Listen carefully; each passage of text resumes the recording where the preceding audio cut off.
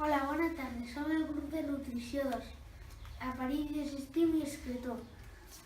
El grup està format per la Letícia, la secretària, l'Adrià, el coordinador, l'Héctor, el secretari, i jo que l'Israel, l'endegador.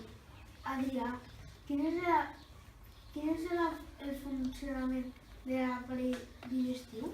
L'aparell digestiu és l'aparell que fa la digestió.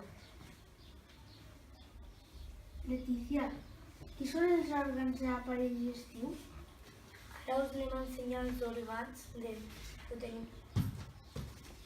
Els òrgans són la faringe, que és per on passa el menjar, amb l'esòfag i baixa a l'estómac.